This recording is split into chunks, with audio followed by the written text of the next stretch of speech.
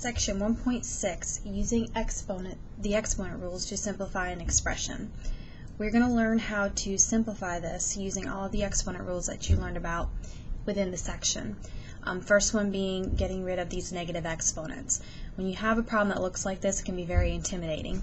The first thing you want to look at or take care of are the exponents on the outside of your parentheses. So like the -1, -3, the 4, and the -5. You always want to do that first.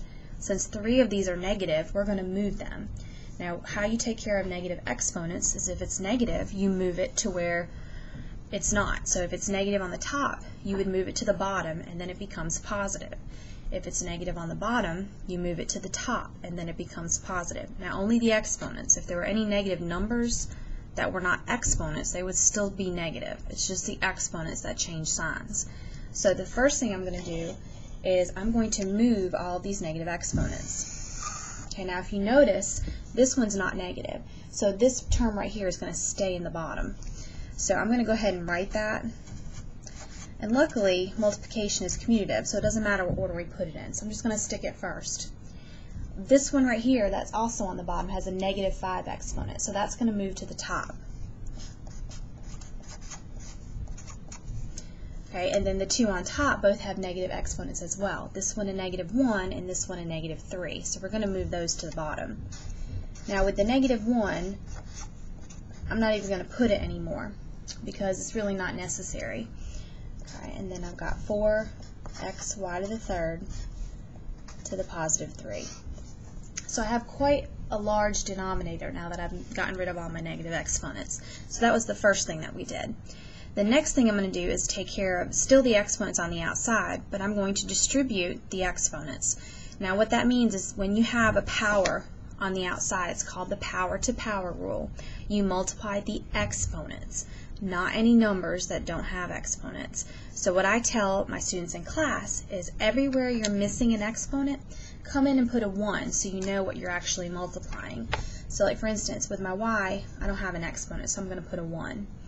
My 2 doesn't have an exponent, so I'd put a 1. My 4 doesn't have one. My x doesn't have one. Include numbers and letters as separate bases.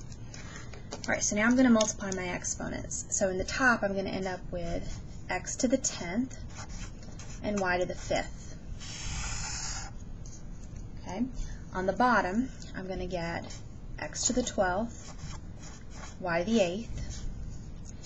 This 2x squared y to the 4th doesn't change because I would really just be multiplying by 1. And then over here I'm going to have 4 to the 3rd, x to the 3rd, and y to the 9th. Okay, so that got rid of the powers on the outside of my parentheses. At this point, what you're going to do is basically look at the bottom, because in the numerator I only have one term, so I'm not really worried about doing anything with this yet. I'm going to try to simplify this bottom and clean it up a little bit. So the first thing I'm going to do is I'm going to take my numbers and I'm going to combine them. So I'm going to leave the top alone. I'm going to go ahead and drop those parentheses because I really don't need them anymore. And I'm going to go ahead and combine the numbers. Well, I have a 2 here and I have 4 to the 3rd. Well, 4 to the 3rd is equal to 64, and then 64 times 2 is 128. So that's going to be the number I have in the bottom. So I've got 128. Okay. Then I'm going to add my exponents because the rule states that when you're multiplying terms that have the same base, you add the exponents together. So I'm going to start with the x's. So I've got 12 plus 2, which is 14, plus 3 more, which is 17. Okay, then I've got 8 for the y's, plus 4 is 12, plus 9 would give me the 21. Okay, so I cleaned up the bottom quite a bit. Now, I still have bases in the numerator and the denominator that repeat. And in order to be completely simplified, you must only see each base one time. So I can only have one x in my problem. I can only have one y in my problem. So my last step is to do the subtraction rule, which states that, again, if you have the same base, you can subtract your exponents. Now what I do to keep this easy, I'm going to leave the number here, is I start where the larger number is. So if you look at the x's, for example, I've got x to the 17th in the bottom, and x to the 10th in the numerator.